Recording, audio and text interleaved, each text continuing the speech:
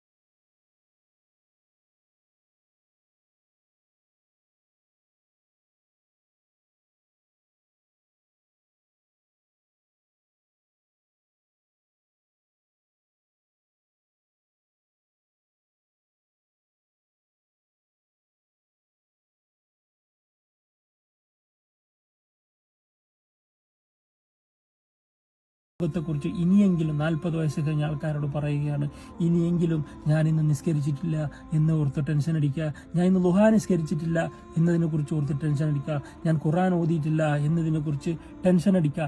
ഇങ്ങനെ ടെൻഷൻ അടിക്കുമ്പോൾ നമുക്ക് പരലോകം കിട്ടും, ദുനിയാവിന്റെ കാര്യം അള്ളാഹു എളുപ്പമാക്കി തരും. അപ്പോൾ ഓരോ ദിവസവും ഇനിയുള്ള 40 വയസ്സ് കഴിഞ്ഞ ആൾക്കാർ അല്ലെങ്കിൽ 35 വയസ്സ് കഴിഞ്ഞ ആൾക്കാർ ഓരോ ദിവസവും ഇനിയെങ്കിലും ഞാൻ എന്ത് പരലോകത്തിലേക്ക് സമ്പാദിച്ചു എന്ന് ഓരോ ദിവസം കണക്ക് കൂട്ടാതെ നിങ്ങൾ കിടന്നുറങ്ങുകയാണെങ്കിൽ നിങ്ങൾ പരാജയത്തിന്റെ ലോകത്തായിരിക്കും. ഇനിയെങ്കിലും ഗൗരവം നിങ്ങൾ മനസ്സിലാക്കുക. ഓരോ ദിവസം ഞാൻ എത്ര സമ്പാദിച്ചു എന്നായിരിക്കണം. അത് ദുനിയാവിന് വേണ്ടിയല്ല. ഞാൻ ഇന്ന് രാവിലെ ഖുർആൻ ഓതി അൽഹംദുലില്ലാ, സുബൈ ജമാഅത്ത് നിസ്കരിച്ചു അൽഹംദുലില്ലാ, ഞാനൊരു 100 സുബ്ഹാനല്ലാഹ് അൽഹംദുലില്ലാ ലാ ഇലാഹ ഇല്ലല്ലാഹ് അല്ലാഹു അക്ബർ, അല്ലെങ്കിൽ 100 സ്വലാത്ത്, 100 അസ്തഗ്ഫിറുല്ലാഹ് അല്ലദീ, അല്ലെങ്കിൽ ഒരു 2 പേജ് ഖുർആൻ, അതിന് എത്ര അക്ഷരമുണ്ട് അതിനനുസരിച്ച് നന്മ, മാഷാ അല്ലാഹ്, ഞാൻ അത്ര ഇന്നൊരു ദിവസം സമ്പാദിച്ചു. അങ്ങനെ ഓരോ ദിവസം അങ്ങനെ സമ്പാദിച്ച് കൂട്ടുക. നാളത്തെ മരണത്തിലേക്ക്, ഖബറിലേക്ക് ഒരുങ്ങുക. 5 വക്ത് കൃത്യമായി നിസ്കരിക്കുക. ഇതൊന്നും ഇല്ലാതെ നിങ്ങൾ ഇങ്ങനെ ആനന്ദിക്കുകയാണ്, ദുനിയാവിൽ മതിമറന്ന് ജീവിക്കുകയാണെങ്കിൽ നാളെ മറ്റന്നാൾ മരണം പിടികൂടിയാൽ നിങ്ങളെത്ര പരാജയപ്പെട്ട ലോകത്ത് വേറെ ആരുണ്ടാവില്ല. എത്ര വരെ സമ്പത്തുണ്ടായിട്ടും അതൊന്നും കാര്യമില്ല. അപ്പം നമ്മൾ ചിന്തിക്കേണ്ടത്, എനിക്ക് 40 വയസ്സായി, ഇന്നല്ലെങ്കിൽ നാളെ ഞാൻ മരണപ്പെട്ടാൽ എൻ്റെ കയ്യിൽ കൊണ്ടുപോകാൻ ഇതുപോലുള്ള ഖുർആൻ, അല്ലെങ്കിൽ നിസ്കാരം, അല്ലെങ്കിൽ സദക്ക, അല്ലെങ്കിൽ ദിക്ർ, പരലോകത്തേക്ക് എന്താണ് സമ്പാദിക്കുന്നത് അതുണ്ടെങ്കിൽ നിങ്ങൾ ഒരു ടെൻഷൻ അടിക്കേണ്ട ആവശ്യമില്ല. ഞാനൊന്നും ഉണ്ടാക്കിയിട്ട് വെച്ചിട്ടില്ല എന്നോർത്ത് ടെൻഷൻ അടിക്കേണ്ട ആവശ്യമില്ല. നിങ്ങൾ ഒരുപാട് സമ്പാദിച്ചിട്ടുണ്ട്. ഈ സമ്പാദ്യമാണ് വേണ്ടത്. എന്നെന്നും നിലനിൽക്കുന്ന സമ്പാദ്യത്തിനാണ് നമ്മൾ അള്ളാഹു സൃഷ്ടിച്ചിരിക്കുന്നത്.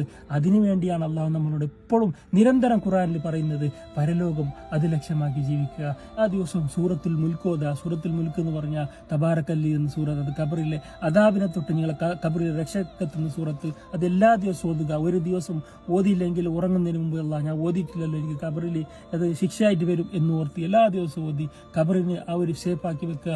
അതുപോലെ തന്നെ ളുഹാ നിസ്കാരം. നമുക്കെല്ലാവർക്കും അറിയാം, ഞാൻ ഇത്ര അള്ളാഹ് എനിക്ക് ആരോഗ്യം തന്നിട്ടുണ്ട്, എനിക്ക് ജോലി തന്നിട്ടുണ്ട്, നടക്കാനുള്ള കൈ തന്നിട്ടുണ്ട്, 5 വക്ത് കൃത്യമായി നിസ്കരിക്കാനുള്ള തൗഫീഖ് നൽകിയിട്ടുണ്ട്. ഞാൻ ശുക്രിന്റെ നിസ്കാരം, അതാണ് ളുഹാ നിസ്കാരം. അതിന് ജീവിതത്തിൽ പതിവായി കൊണ്ടുവരിക. അതിന്റെ സമയം നിങ്ങൾക്ക് എല്ലാവർക്കും, സൂര്യൻ ഉദിച്ച് 20 മിനിറ്റ് കഴിഞ്ഞാൽ ദുഹാന്റെ സമയമായി. ദുഹർ ബാങ്ക് കൊടുക്കുന്നത് വരെ 12 മണി വരെ അതിന് സമയമുണ്ട്. ആ സമയത്ത് ഏതെങ്കിലും ഒരു സമയത്ത് ഒരു 2 റക്അത്ത് റക്കാത്ത് സുന്നത്ത് ദുഹ എന്ന നിയത്തോടെ നിസ്കരിക്കണം എല്ലാ ദിവസവും. ഇതൊരു ശുക്രിന്റെ നിസ്കാരമാണ്. അങ്ങനെ നിസ്കരിച്ചു തുടങ്ങുക. എല്ലാ ഫർദ് നിസ്കാരത്തിന് മുമ്പും ശേഷമുള്ള ആ ഒരു റവാത്തിബ് സുന്നത്ത് നിസ്കാരം നിസ്കരിക്കുക. ഖുർആൻ എല്ലാ ദിവസവും നിങ്ങൾ മഗ്‌രിബിന് ശേഷം ഏതായാലും ഒരു 2, 3, 4, 5 പേജെങ്കിലും ചുരുങ്ങിയത് ഓതുക. അങ്ങനെ ഹബീബിന്റെ മേലൊരു 100 സ്വലാത്ത്, 100 അസ്തഗ്ഫിറുല്ലാഹ്, ഇങ്ങനെ ഓരോ ദിവസം നിങ്ങൾ പതിവാക്കി ഈ 40 വയസ്സ് കഴിഞ്ഞത് ഇങ്ങനെ ശേഷം ഇങ്ങനെ കൊണ്ടുവരിക. ഇനി 40 വയസ്സിന്റെ ആൾക്കാർ മാത്രമല്ല, ഞാൻ 25, എനിക്കത് ചെയ്യണ്ടല്ലോ, 22 ഞാൻ ചെയ്യണ്ടല്ലോ എന്ന് നിങ്ങളും വിചാരിക്കണ്ട. കാരണം കൂടുതൽ മരിക്കുന്നതിന് മുമ്പ് ഒരുപാട് മരണ വാർത്ത നമ്മൾ കേൾക്കുന്നുണ്ട്. അപ്പോൾ കാലം മാറിക്കൊണ്ടിരിക്കുകയാണ്. ഇപ്പോൾ 60, 70 ഒരു ഗ്യാരണ്ടി ഇല്ല. 25, 28 ഹാർട്ട് അറ്റാക്കിന്റെ വാർത്തയും നമ്മൾ കേൾക്കുന്നുണ്ട്. അപ്പോൾ എല്ലാവരും നാളത്തേക്ക്, പരലോകത്തിലേക്കുള്ള നാളത്തേക്ക് നമ്മൾ സമ്പാദിച്ചു കൊണ്ടിരിക്കുക. കാരണം അതാണ് അള്ളാഹു നമ്മളെ ഈ ദുനിയാവ് സൃഷ്ടിച്ചതിന്റെ മെയിൻ ഉദ്ദേശം, പരലോക ലക്ഷ്യമാക്കി ജീവിക്കുക എന്നുള്ളതാണ്. ആ ലക്ഷ്യം മറന്ന് ദുനിയാവിന്റെ പിറകെ പോയാൽ നമ്മളൊന്നും ഇല്ലാതെ കബറിൽ കിടക്കുമ്പോൾ ഒരു മഖ്ലൂക്കും നമ്മൾക്ക് നാളെ ഉപകാരത്തിന് പെടില്ല.